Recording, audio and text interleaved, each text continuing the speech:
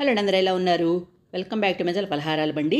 ఈరోజు రెసిపీ వచ్చేసి సమ్మర్లో స్పెషల్గా చేసుకునే ఇన్స్టెంట్ ఎనర్జీని ఇచ్చే హెల్దీ ఫ్రూట్ కస్టర్డ్, అదేనండి ఫ్రూట్ సలాడ్. నేను చెప్పిన విధంగా చేస్తే ఫ్రూట్ సలాడ్ అనేది మరీ తిక్కా కాకుండా మరీ పల్చగా కాకుండా బాగా వస్తుంది. మీకు కావాల్సిన ఫ్రూట్స్, మీరు తినే ఫ్రూట్స్ అయితే వేసుకోవచ్చు. కస్టర్డ్ పౌడర్ కోసం నేను కేసరి పిస్తా అనే ఫ్లేవర్ ఉన్నది తీసుకున్నాను. మీకు కావాలంటే వేరే ఫ్లేవర్ ఏదున్నా తీసుకోవచ్చు. ఒక మందపాటి గిన్నెలో కొంచెం వాటర్ పోసి 1/2 లీటర్ పాలు పోసి స్టవ్ మీద పెట్టేసి కాగనివ్వాలన్నమాట. ఒక 2 పొంగులు రానివ్వాలి పాలు అనేవి. ఈలోపు ఒక చిన్న పని చేద్దాము. చిన్న బౌల్లో 2 టేబుల్ స్పూన్స్ కేసరి పిస్తా కస్టర్డ్ పౌడర్ ఉంది కదా, అది వేసాను. ఇప్పుడు దీంట్లో 1 కప్పు చల్లార్చిన పాలైతే పోస్తున్నానండి. ఇందాక స్టవ్ మీద పెట్టాను కదా 1/2 లీటర్, ఆ పాలు కాదు, వేరే పాలు అనమాట. అవి పోసి ఉండలు లేకుండా ఈ విధంగా జాగ్రత్తగా కలుపుకోవాలన్నమాట. దీన్ని ఇలా కలిపేసుకుని పక్కన పెట్టేసేద్దాము. ఇప్పుడు పాలు ఏ విధంగా వచ్చాయో చూద్దాము. ఇలా పొంగు వచ్చినాయి కదా, ఒకసారి ఈ విధంగా కలియబెట్టేసుకొని దీంట్లో మనం స్వీట్ తగినట్టు షుగర్ వేసుకోవాలి. మీకు కావాలంటే దాని ప్లేస్లో బెల్లమైనా వేసుకోవచ్చు, అది కూడా హెల్త్కి చాలా మంచిది. ఈ విధంగా కాగిన తర్వాత 1/4 కప్పు షుగర్ అయితే వేస్తున్నాను.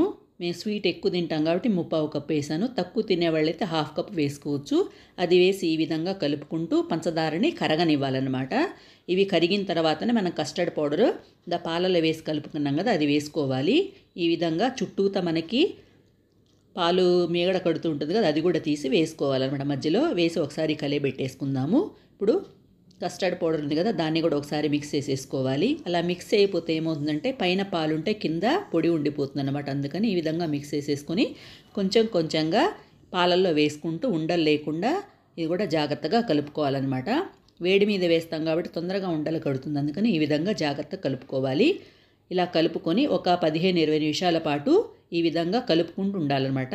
చుట్టూ మీగడ కూడా కడుతూ ఉంటుంది, కస్టర్డ్ పౌడర్ కూడా అతుక్కుని ఉంటుంది కదా, దాన్ని ఈ విధంగా తీసుకుంటూ మళ్ళీ మధ్య మధ్యలో కలియబెట్టుకుంటూ ఒక 15 నిమిషాల పాటు ఉడకనివ్వాలని చెప్పాను కదా, ఆ విధంగా ఉడకనివ్వాలి. కన్సిస్టెన్సీ అయితే ఈ విధంగా రావాలన్నమాట. ఇప్పుడు దీన్ని కింద పెట్టేసి చల్లారనివ్వాలి. చల్లారిన తర్వాత మాత్రమే మనము ఫ్రూట్స్ అవి వేసుకోవాలండి. ఇదిగోండి కింద పెట్టాం కదా, చల్లారేలోపు మధ్య మధ్యలో ఈ విధంగా కలియబెట్టుకుని ఉండాలి. వేడి వేడి పాలు కింద పెట్టాం కాబట్టి మీగడ కడుతుంది, అలా కట్టకుండా ఈ విధంగా కలుపుకోవాలన్నమాట. అంటే చల్లారేంత వరకు ఈ విధంగా కలుపుకోవాలి. చల్లారిన తర్వాత మూత పెట్టేసి ఫ్రిడ్జ్లో పెట్టేసుకోవాలన్నమాట. మనం తినే ముందు ఫ్రూట్స్ వేసుకుంటే చాలా బాగుంటుంది. ఈ విధంగా ఫ్రిడ్జ్లో పెట్టేసుకోవాలి. వేరే ప్రాసెస్లోకి వెళ్ళే ముందు చిన్న రిక్వెస్ట్ అండి, ఎవరైనా నా ఛానల్లో కొత్తగా చూస్తున్నట్టయితే తప్పకుండా సబ్స్క్రైబ్ చేసుకోండి. నచ్చితే లైక్ అయితే ఇవ్వండి, మీ ఫ్రెండ్స్కి షేర్ చేయండి. మరిన్ని మంచి మంచి వీడియోస్ కోసం నా ఛానల్ తప్పకుండా సబ్స్క్రైబ్ చేసుకోండి. ఇగోండి కన్సిస్టెన్సీ ఈ విధంగా ఉంది కదా, మూత పెట్టేసి చల్లారనివ్వాలని చెప్పాను కదా, చల్లారిందనమాట. ఇప్పుడు దీంట్లో నేను ఫ్రూట్స్ వేసుకుంటున్నాను. నా దగ్గర ఉన్న ఫ్రూట్స్ అయితే వేస్తున్నాను.